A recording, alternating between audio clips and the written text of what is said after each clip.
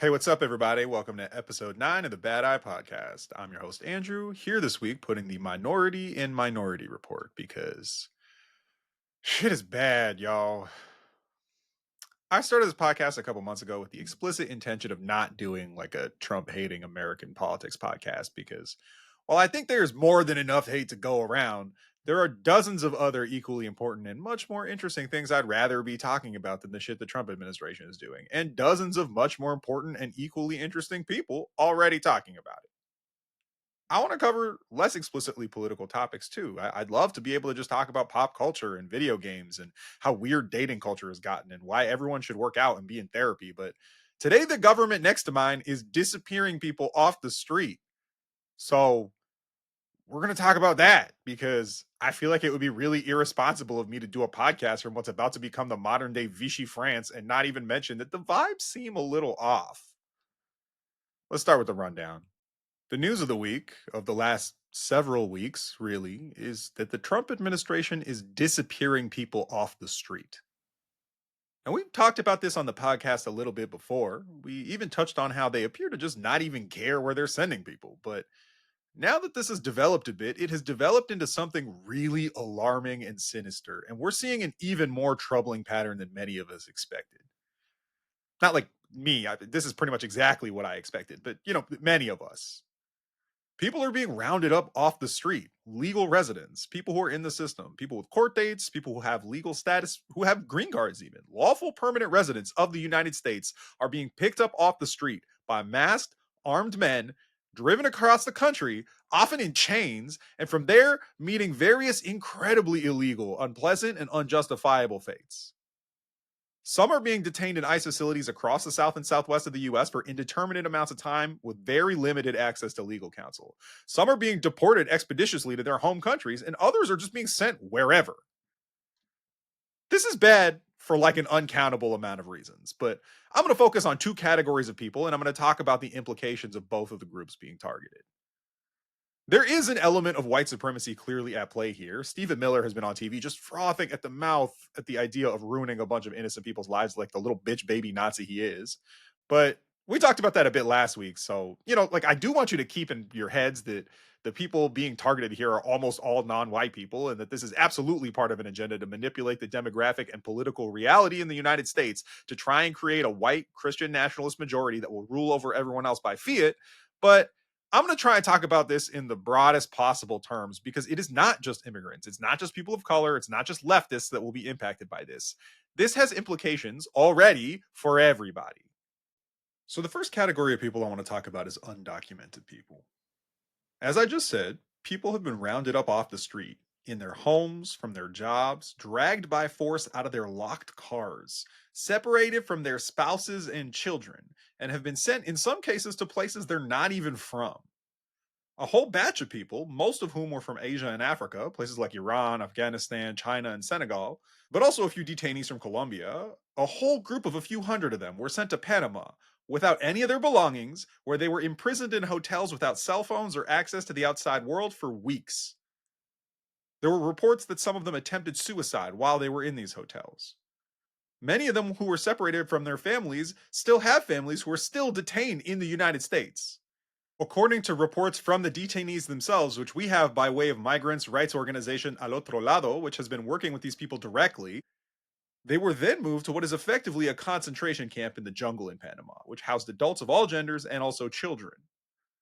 The Latin American detainees were swiftly deported, and the extracontinental ones, the ones from Asia and Africa, have recently been dropped by the Panamanian government in the middle of Panama City with nothing.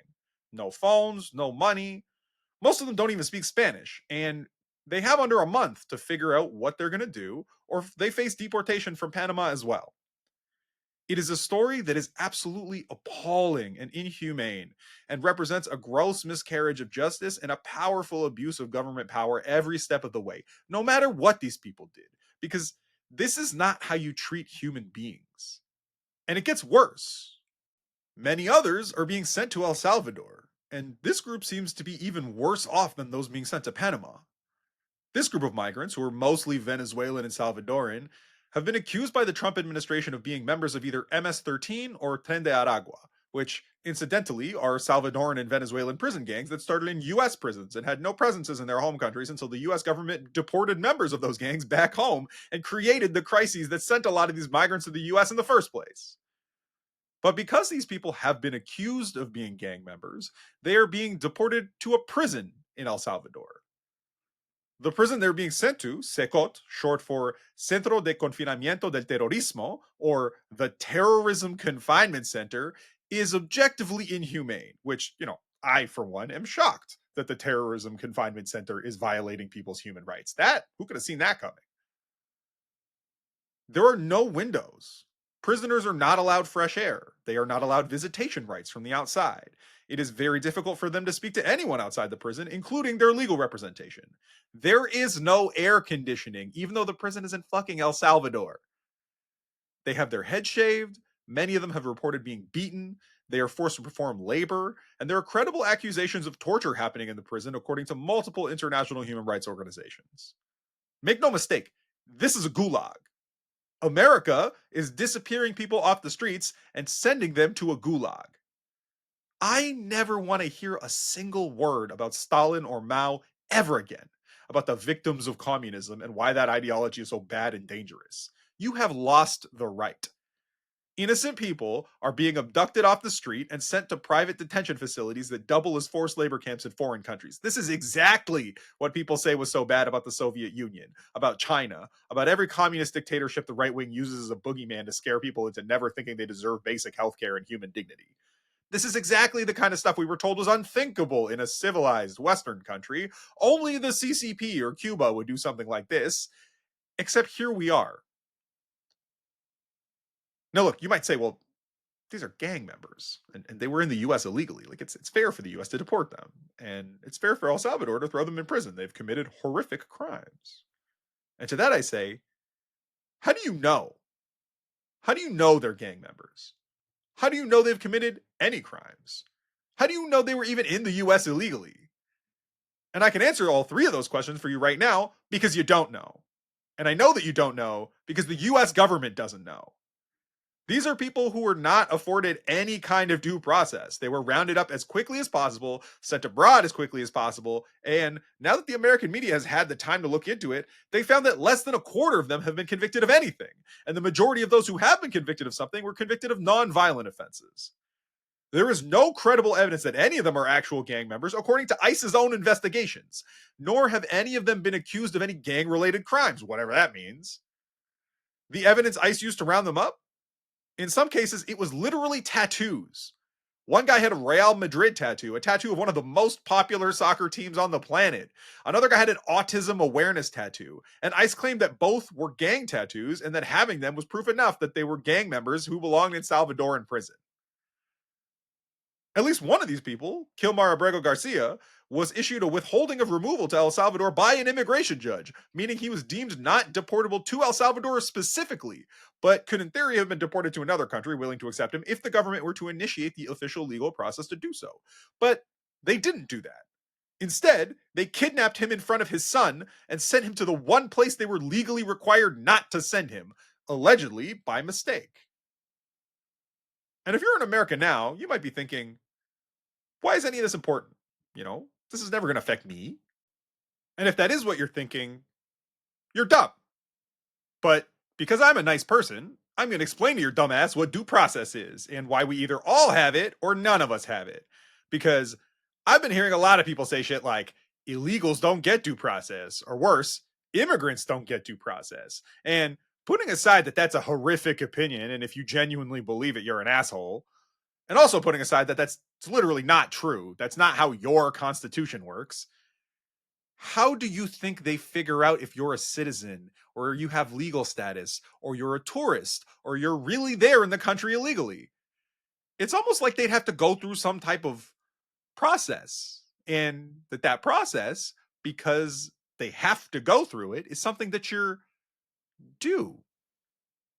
That's right, genius. If they could do this to non-citizens without checking if they were criminals or not, without checking if they had any kind of legal status or not, in the case of Kilmar, in direct contravention of the ruling of an immigration court about his case that said they couldn't do the exact thing that they did, without checking any of that stuff, if they could do that, they could do it to your dumb ass. You cannot suspend due process for a subset of the population without suspending it for the entire population. Because the only way that the government can find out, and more importantly, the only way that you can prove that you are not a part of that subset, is by going through the process.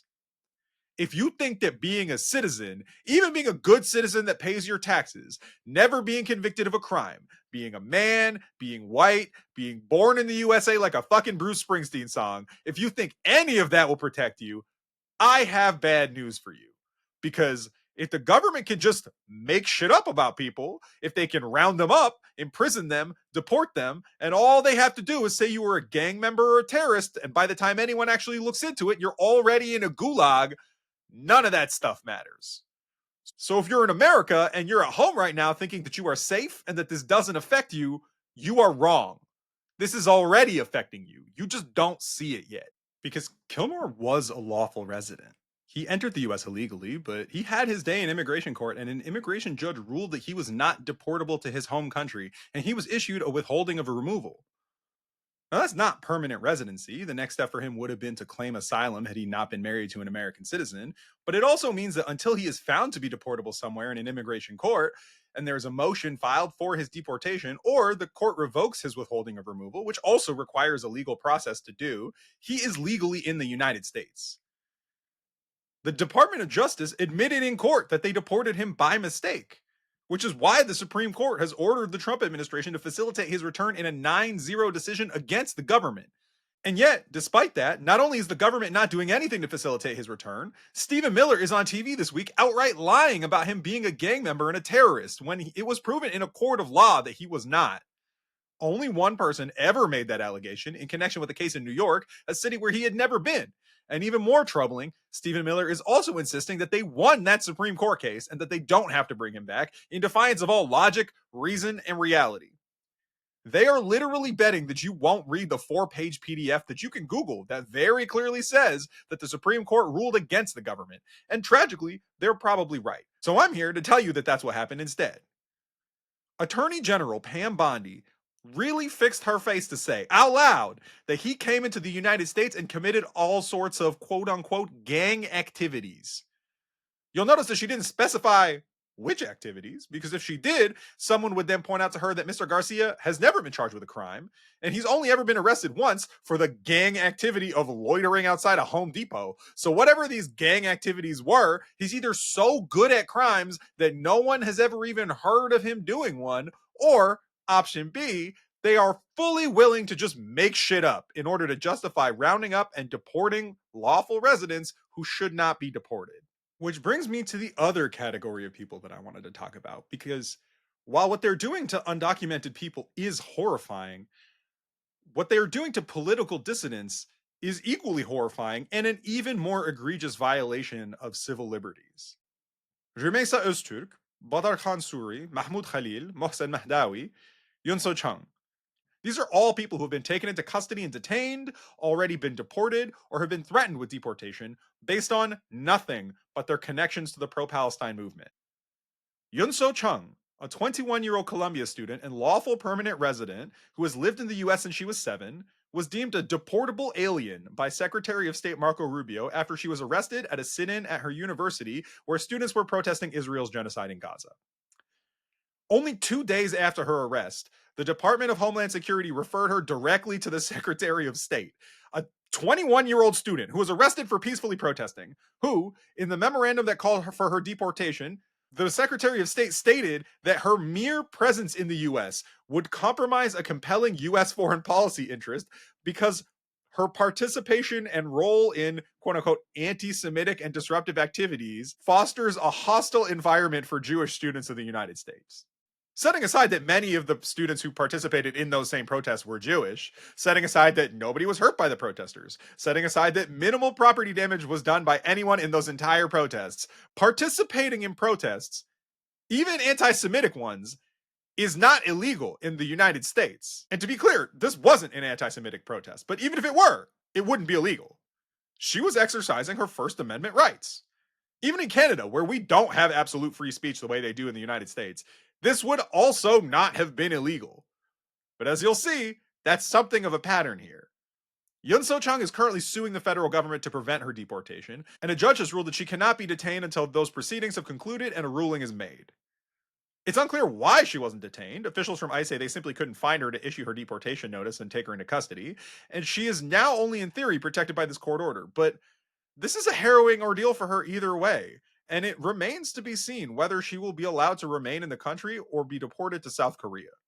While Yunso thankfully remains free for the time being, the other person mentioned in that memorandum as a deportable alien, Mahmoud Khalil, was taken into custody by ICE, who came to his home and effectively abducted him in front of his pregnant wife. Like Chung, Mahmoud Khalil has a green card, and on top of that, he's also married to an American citizen. And also, like Chung, that doesn't appear to matter. Khalil was told by ICE agents that his student visa was revoked. When he told them that he doesn't need a student visa because he has a green card, he was told that that, too, was revoked. Similar notices were given to Chung's lawyer. Before we continue, I do want to make it clear that the Secretary of State does not have the power to unilaterally revoke someone's permanent residency, no matter how many times the administration publicly insists that he does. This, too, is as illegal as it is immoral. But regardless of all of that, unlike Chung, Khalil was taken into custody immediately.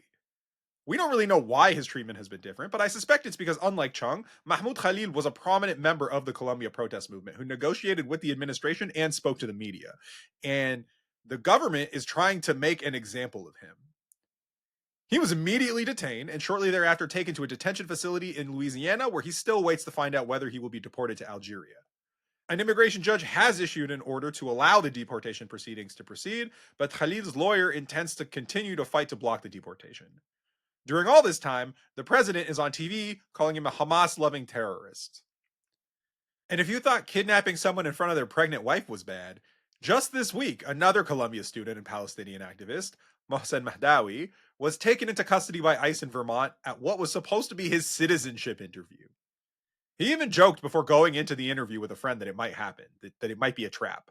But the breathtaking cruelty of luring someone in with the promise of safety just to pull the rug out from under them is genuinely mind boggling to me. I don't understand how any human beings could do something like that to another person. He's accused of very similar things as Khalil, but his fate might end up being even worse. While they're trying to deport Mahmoud to Algeria or maybe to Syria because he has a Syrian passport, Mahdawi has no passport, only a Palestinian ID card. And so he would be deported to the West Bank, where he's from and where he grew up, and where he will very likely be killed by Israel. Again, this person is not a criminal. He's committed no violent acts, no theft, no destruction of property, even. All he is accused of is anti Semitism, which, look, anti-Semitism is wrong. I do want to be clear about that. My view is that it is morally bad to be anti-Semitic, but it's not a crime. It's certainly not a crime under U.S. law. Beyond which, there's ample evidence that Mahdawi is not anti-Semitic, unless you include any criticism of Israel and the genocide it is perpetrating against the Palestinian people as anti-Semitism.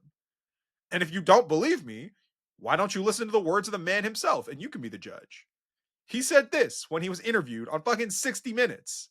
This is not something I had to dig very hard to find. You tell me if it sounds like the words of an anti Semite to you. At a walkout on November 9th, a person comes down the stairs yelling, "Death to Jews!"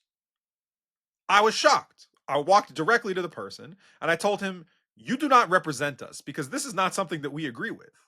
And I took the megaphone and I gave a speech. And I said, "We here are conscious, educated students, and we know how to separate right from wrong. What this guy has just said is clearly anti Semitic against the Jews. To be anti Semitic is unjust. And the fight for the freedom of Palestine and the fight against anti Semitism go hand in hand because injustice anywhere is a threat to justice everywhere." That does not sound like someone who's anti Semitic to me. Now, to be fair, one statement is not enough to sum up someone's entire character or to erase any past actions they may have committed. But I looked. I couldn't find any public statements of anti Semitism. I couldn't find any violent actions he was accused of. The only crime he has committed is speaking publicly against the government of Israel and participating in lawful protest, as is his right as someone on U.S. soil. But you don't even have to attend a protest to become a target for this administration. Rümeysa Öztürk, a Tufts University student, was abducted off the streets by ICE agents who refused to identify themselves as law enforcement of any kind until they were pushed to do so by a bystander on video, all for writing an op-ed in her university newspaper that was barely even critical of Israel, only critical of the university administration's response to the student protests of the Israeli genocide in Gaza. The State Department admitted it had, quote, no evidence of Öztürk's connection to any anti-Semitic activity of any kind or any public statements supporting terrorism days before she was apprehended. But she was still hauled off the street, a lone woman kidnapped in broad daylight by a group of armed, masked men who refused to identify themselves and immediately put hands on her on video. Imagine how terrified you would be in that situation. She remains in custody to this day. Her student visa has been revoked, and no stay of deportation has been issued to prevent her removal from the country. She's described the conditions in the detention facility in Louisiana she is being held alongside Mahmoud Khalil as unsafe, unsanitary, and inhumane. But the connections get even more tenuous than that. Badar Khan Suri, an Indian citizen and a Georgetown postdoctoral fellow, was taken into custody and detained because his father-in-law was a former advisor to Hamas.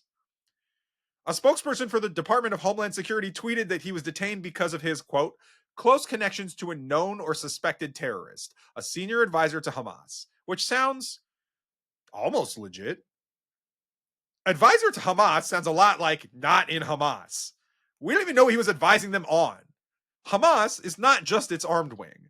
It's also the civilian government of Gaza. He could have been advising them on military tactics and how to do armed resistance, but he could have also been advising them on preschool education or public health policy or any number of things that Hamas administers in the Gaza Strip.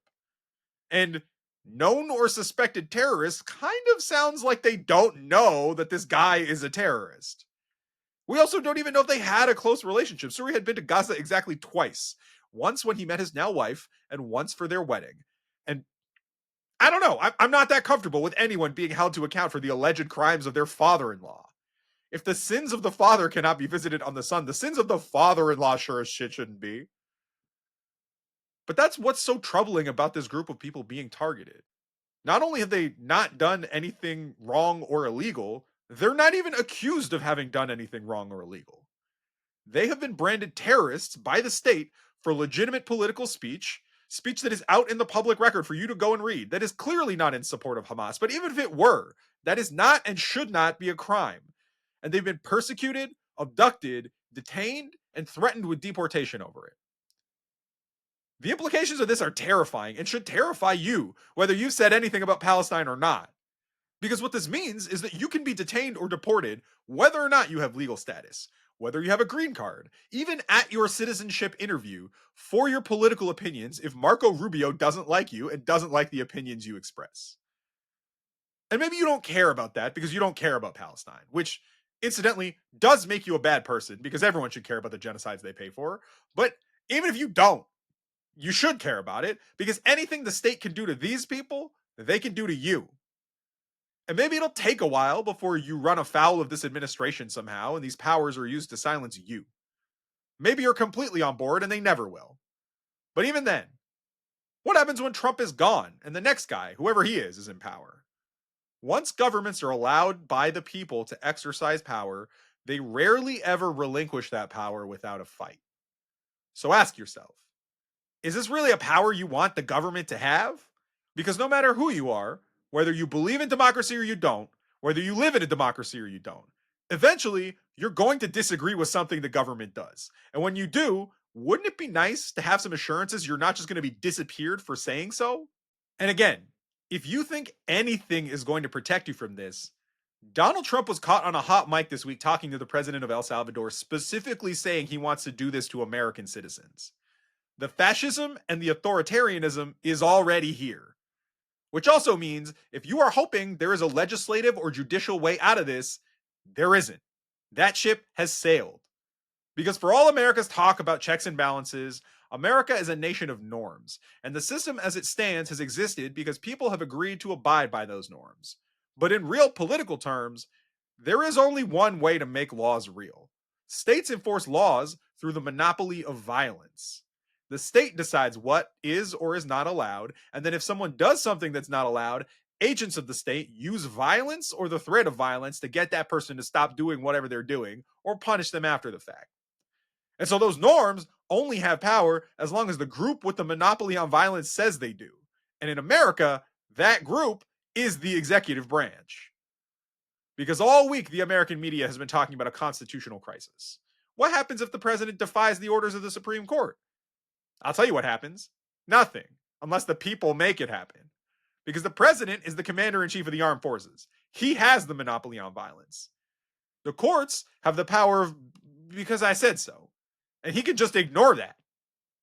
The only way out of this is for Americans en masse to start publicly saying it is unacceptable and force the government to change directions on this. It is going to require mass civil disobedience. And I want to be crystal clear. I am not advocating for violence of any kind or any kind of violent revolutionary action, both because I think it's immoral and also I think it's ineffective. And most importantly, I don't want to be imprisoned by the NSA. But I am saying But I am saying that if you think that you can just go to work like everything is normal and that this won't continue to happen, you're wrong. People, all of the people, are going to need to be in the streets speaking out against this, or it will continue with the tacit consent of the people, because that is where the real power lies. The only power strong enough to counter the state's monopoly on violence. The judiciary cannot save you.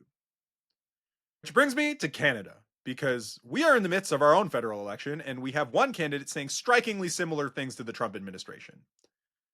The conservative candidate, Pierre Poilievre, for better or worse, has been aligning himself with Donald Trump.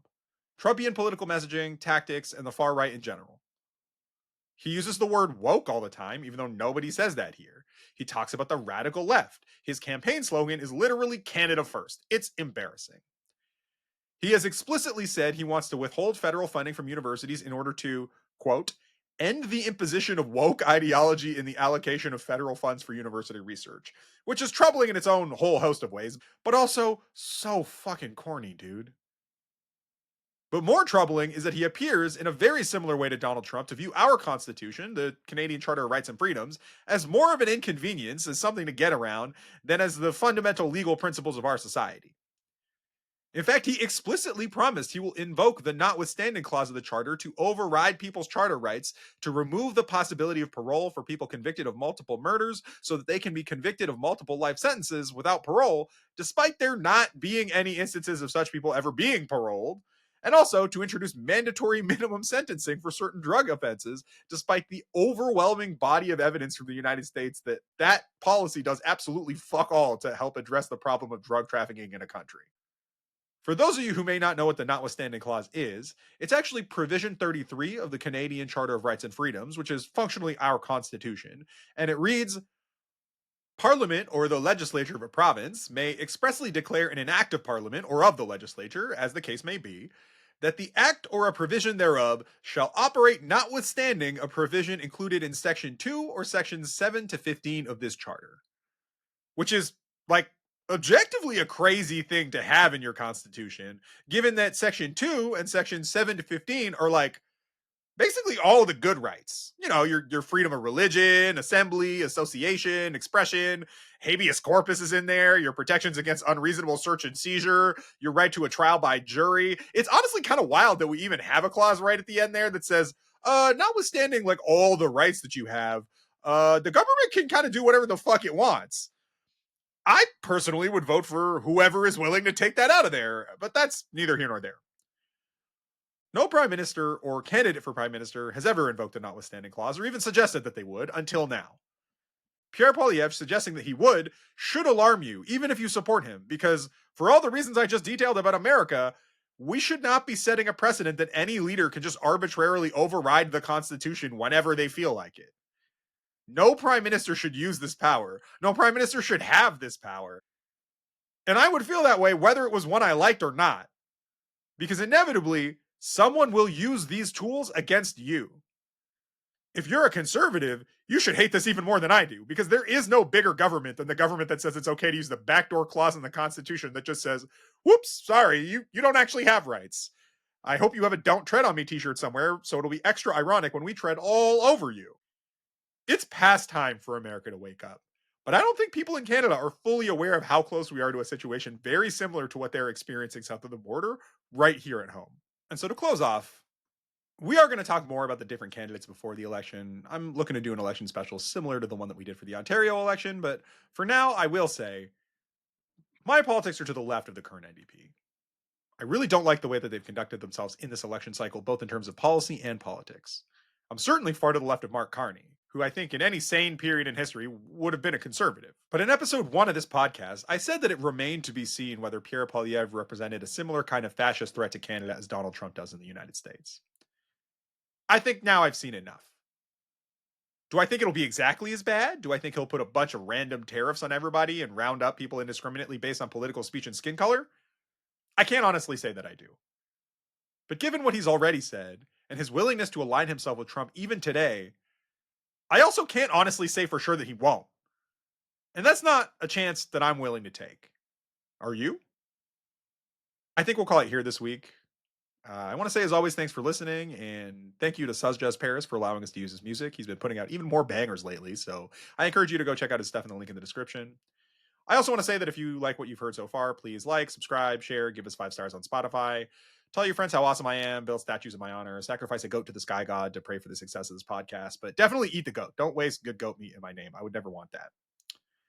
If you've got stuff you want to hear me talk about on the show, you can send it into submissions at Bad Eye Podcast. That's submissions, the word, at BADEYEPODCAST.com. My recommendation this week is not a media recommendation. It's actually 2 recommendations of things you can do in the real world. The first one is, if you can, if you're Canadian, vote. And don't vote conservative. I don't really care who you vote for, unless it's him. We can have good faith disagreements with conservatives on a lot of issues. I'm happy to have discourse and disagreement and fight for the things that I believe in, but people's fundamental rights are not a thing the government should be able to simply ignore. And nobody should vote for somebody who thinks that they are. The second thing is, if you have some extra money, if you're able, please donate to Al Otro Lado. They are doing great work directly with migrants in the US and in Panama and elsewhere who have been affected by this regime to try and get them support and legal help to navigate an incredibly hostile bureaucracy, and their work deserves your commendation and support. I'll put a link to where you can donate in the description. And finally, free everyone who has been unjustly detained, return everyone who has been unjustly deported, abolish ICE, and free Palestine. I've been Andrew. I will continue to be Andrew next week when we're back talking about something different. And you've been listening to the Bad Eye Podcast. Be easy, y'all.